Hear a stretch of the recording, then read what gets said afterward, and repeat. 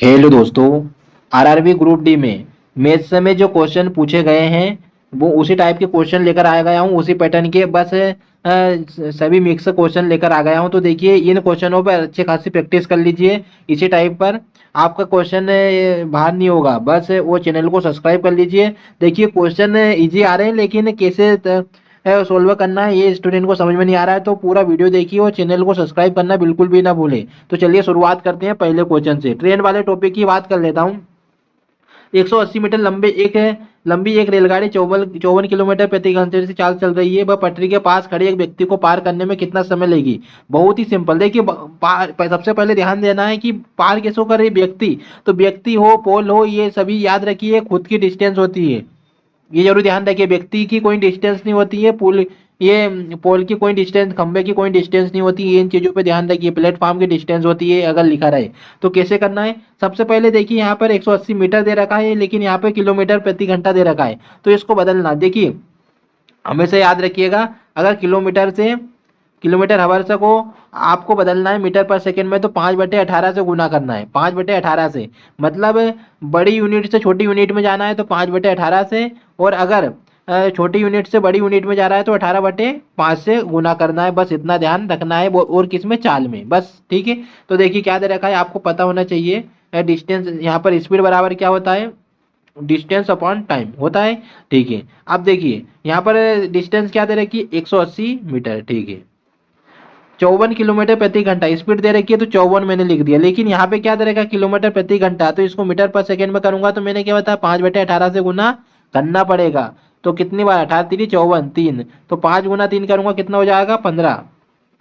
180/15। तो 15 से भाग करूंगा तो 15 एकम 15, और 3 दे देंगे इधर तो 30 हो जाएगा। 15 15 15 30। तो क्या आ गया? 12। कौन सा ऑप्शन? Option B. देखिए, बहुत सिंपल क्वेश्चन है और इस क्वेश्चन को सोल्व करना कोई बड़ी बात नहीं, लेकिन आपको कॉन्सेप्ट क्लियर होना बहुत ज्यादा जरूरी है। ये बात याद रखिए। नेक्स्ट क्वेश्चन में चलते हैं।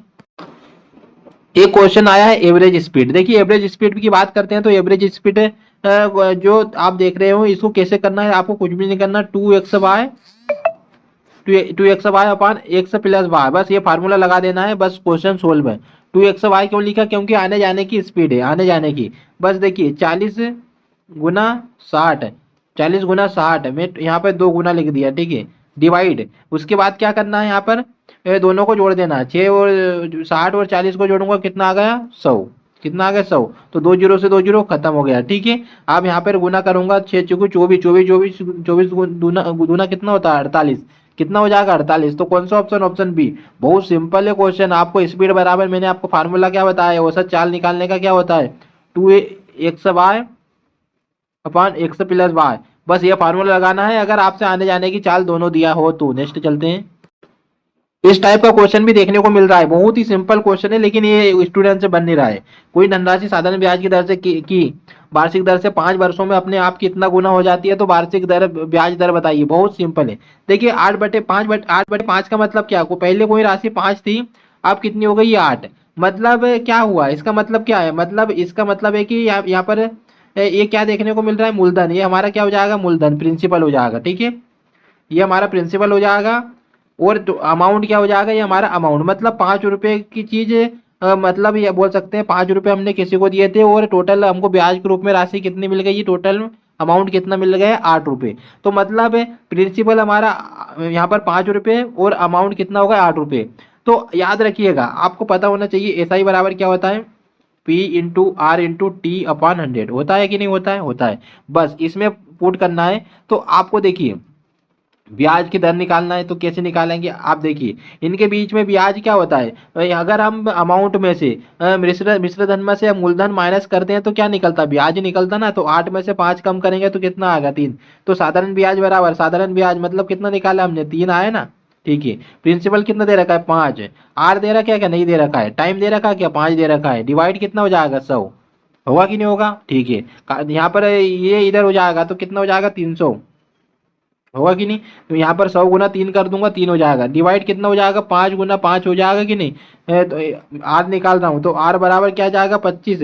आप देखो इसको सोल्व कैसे करेंगे? तो यहाँ 3×100 कर सकता हूँ, कर सकता हूँ। तो 25 × 100 तो 4 गुना 3 करूंगा तो कितना हो जाएगा 12। क्या आंसर हो जाएगा 12%। बहुत सिंपल क्वेश्चन है। ऐसे क्वेश्चनों को ध्यान रखना है, आपको सोल्व करने आना चाहिए ही कैसे भी करके। आपको देखिए यहाँ पर गुना में दिया रहेगा 8/5 गुना थी, तो कैसे करना है तो आप समझ गए होंगे, समझा दिया है। नेक्स्ट चलते हैं। क्वेश्चन दे रखा है सिंप्लीफिकेशन का, बहुत ही शानदार क्वेश्चन है। देखिए ये कैसे करना है। सबसे पहले आपको बोर्ड मास का रूल पता होना चाहिए। बोर्ड मास होता है क्या है? बोर्ड मास होता है, सबसे पहले बोर्ड ब्रैकेट, फिर ऑफ सॉल्व करना है, फिर डिवाइड, फिर मल्टीप्लाई, फिर एडिशन, फिर सब्सट्रैक्ट। ये चीजें याद रखना है आपको।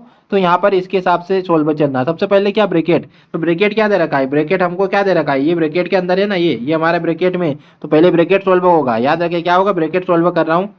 5-2 + 1।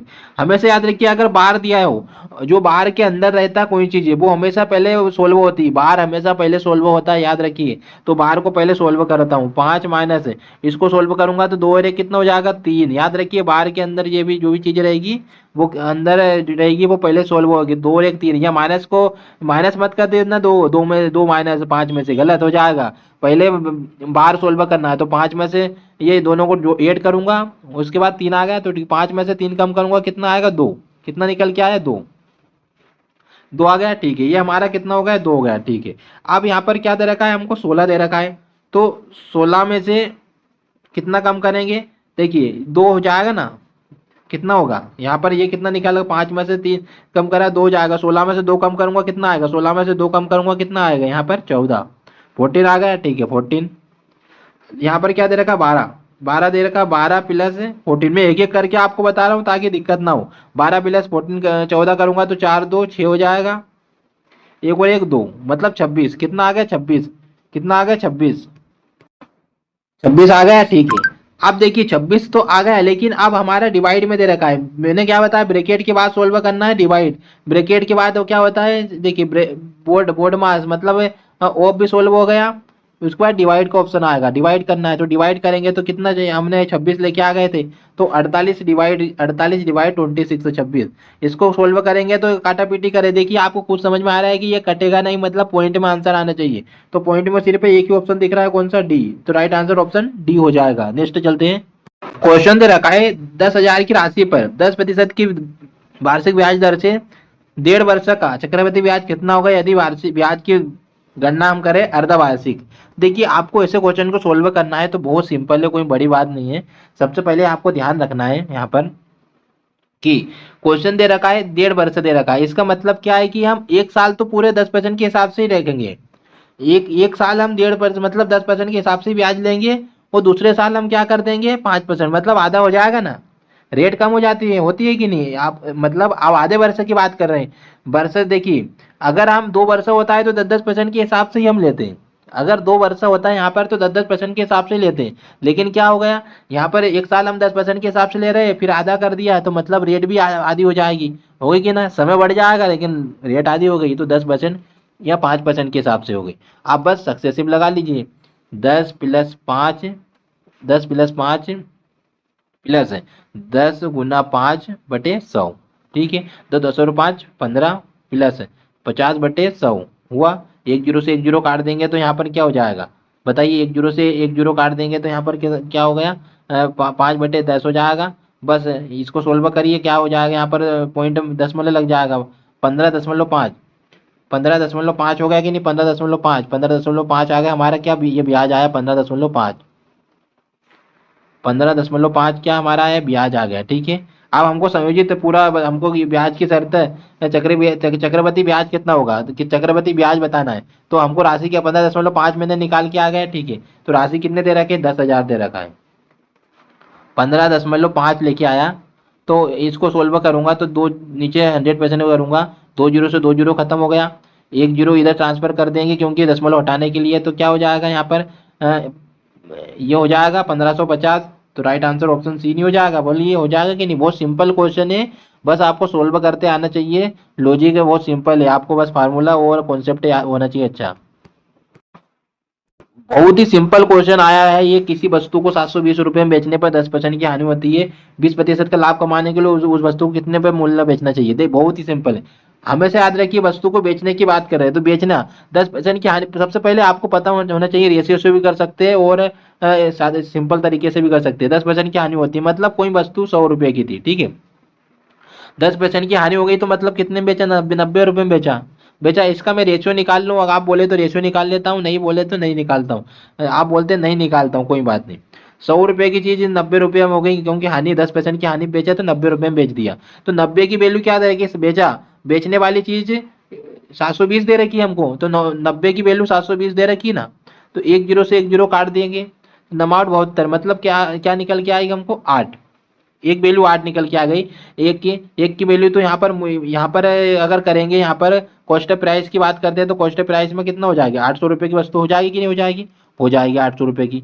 800 रुपये, बहुत सिंपल तरीके से मैं आपको एक तरीका और बताऊंगा, 800 रुपये की हो गई। अब इस पर 800 रुपये की चीज पर बहुत सिंपल तरीके से आपको बताऊंगा, 800 रुपये की चीज को 20% के लाभ पर बेचा, 20% लाभ मतलब 120%, 120 होगा, होगा कि नहीं है, हो जाएगा। दो जीरो से दो जीरो काट देंगे तो 12 8 कितना हो जाएगा, 96, 960 रुपये, होगा कि नहीं होगा। अब इसको कैसे सोल्व करना है, ट्रिक कैसे, देखिए बहुत सिंपल ट्रिक से, 10% की हानि पर बेची तो 10% की मतलब 700, 720 रुपये, मतलब बेचने वाली चीज नीचे लिख दिया, ठीक है, ये कर दिया। 20% का लाभ मिला मतलब 120 बस इसको काटा पीटी करेंगे तो क्या जाएगा, 960 रुपये। बहुत सिंपल तरीका है ये, बहुत सिंपल क्वेश्चन है, किसी वस्तु के अंकित मूल्य पर इतने परसेंट की तो सक्सेसिव छूट देने के बाद एकल छूट बताना है। आपको सक्सेसिव का फार्मूला पता होना चाहिए। देखिए सक्सेसिव का फार्मूला, अगर डिस्काउंट में बात करते हैं तो डिस्काउंट में हमें से याद रखना है, देखिए डिस्काउंट की में अगर ये सक्सेसिव लगाना है तो हमेशा याद रखिएगा, यहाँ पर क्या हो जाएगा, दो चीजें पहले जुड़ती है, फिर माइनस हो जाती है, फिर दो चीजों का गुना होता है, फिर डिवाइड बाई 100, बस ये लगाइए और आंसर लाइए, सिंपल है। 20% प्लस 10% माइनस 20 गुना 10/100, दो जीरो से दो जीरो खत्म, तो 20 और 30, 30 हो जाएगा, 30 में से दो कम करेंगे तो क्या हो जाएगा, 28, 28। तो कौन सा ऑप्शन, ऑप्शन सी। बहुत सिंपल क्वेश्चन है ये वाला। गोले का आयतन निकालने की बात कर रहे हैं तो गोले का आयतन निकालने का फार्मूला क्या होता है, 4/3 पाई आर क्यू, बस फार्मूला लगाइए वो बस, क्योंकि ये फार्मूला भी ऐसी है। देखिए यहाँ पर इसको सोल्व करने का यहाँ पर पॉइंट में नहीं दे रखा है ना, तो ठीक है, आप डायरेक्ट कर सकते हैं, कैसे, 11 का मल्टीपल ढूंढ लो, 11 का क्यों 11 का मल्टीपल इसलिए ढूंढ लो क्योंकि 22 गुना ये दे रखा है, अगर ऐसा नहीं दे रखा है तो आप और सोल्व कर सकते हैं, लास्ट डिजिट से सोल्व कर सकते हैं, क्योंकि लास्ट डिजिट सभी की अलग दे रखी है। बस फार्मूला लगा दीजिए, 4/3 पाई, पाई आर क्यू मतलब 22/7, आर क्यू मतलब 21 गुना 21, 3 बार लिख दिया, ठीक है। तो यहाँ पर 3×7 = 21, 7 से 7 कट गया, ठीक है, ये खत्म हो गया। अब ना 21 मतलब एक एक एक गुना दो, दो दो चलो 8, देखिए गुना करके 21 गुना यहाँ पर गुना करके देखिए, आखिरी आखिरी का गुना कर रहा हूँ, आखिरी 21, एक गुना एक करूंगा एक आ जाएगा, ठीक है, एक गुना दो करूंगा तो क्या आ जाएगा, दो हो जाएगा, 2 गुना 4 करूंगा तो क्या आ जाएगा, 8। तो कौन सा ऑप्शन में 8 दिख रहा है लास्ट में, ये देखो दिख रहा है कि नहीं। सोल्व करने की भी जरूरत नहीं है आपको, बस ऐसे सोल्व करना है, नहीं तो बहुत सारे स्टूडेंट सोल्व करने बैठ गए, समझ लो फिर सिलेक्शन भूल जाओ ऐसे करोगे तो। क्वेश्चन दे रखा है 11 संख्याओं का औसत 50 है, यदि 6 प्रथम संख्याओं का औसत 49 है, अंतिम 6 संख्याओं का 52 है, तो छठी संख्या ज्ञात करिए। बहुत सिंपल क्वेश्चन है। देखिए 11 संख्याओं का औसत कितना दे रखा है, 50, ठीक है। प्रथम 6 संख्याओं का औसत क्या दे रखा है, प्रथम छह संख्याओं को औसत दे रखा है 49, अंतिम 6 संख्याओं को क्या दे रखा है यहाँ पर 52, क्या दे रखा है 52। ऐसे क्वेश्चन को सोल्व करना है तो देखिए सबसे पहले आपको यहाँ पर इसमें कितने का अंतर आ रहा है, 50 में से 1 का अंतर आ रहा है, तो -1 हो जाएगा, -1 आएगा ना, क्योंकि 50 में से कर रहे हैं तो -1 आ गया। लेकिन -1 है तो यहाँ पर कितना दे रखा है, 6 दे रखा है ना, तो 6 के साथ गुना करूंगा, लेकिन अभी नहीं करूंगा, ठीक है, क्योंकि अभी गुना कर दूंगा तो दिक्कत हो जाएगी। अभी मैं कॉमन निकाल सकता हूँ, 50 से कितना ज़्यादा है, 52, 2 ज़्यादा है ना, तो +2, +2। तो बस आप सोल्व करेंगे, देखिए मैं गुना कर देता हूँ, आप बोल रहे हैं तो देखिए 6 का गुना -1 में करूंगा तो -6, प्लस 6 का गुना कितने, 2 ज़्यादा है ना, तो 2 में करूंगा तो 6 6 दूनू 12, 12 होगा कि नहीं, 12 में से 6 कम करो तो यहाँ पर 6 आया कि नहीं, 6 क्या निकल के आया, 6 आया ना। लेकिन हमारा एक औसत एवरेज कितना था, औसत एवरेज कितना था ये बताइए, तो औसत एवरेज हमारा 50 है ना, 50 था, तो 50 और कितना ज़्यादा निकल के आया हमारा 6, तो कितना हो जाएगा, 50 + 6 करूंगा तो कितना जाएगा, 56। कौन सा ऑप्शन दे रखा है? 56। Option b. बहुत सिंपल क्वेश्चन है, बस ऐसे सोल्व करना है आपको। सभी स्टूडेंट्स से अनुरोध है कि चैनल को सब्सक्राइब कर लीजिए और कमेंट बॉक्स में जरूर बताइए आपको सेशन कैसा लगा है। जल्दी से आपको रीजनिंग की क्लास भी मिल जाएगी, जीके जीएस की भी, सारे इंपॉर्टेंट क्वेश्चन की। बस चैनल को सब्सक्राइब कर लीजिए।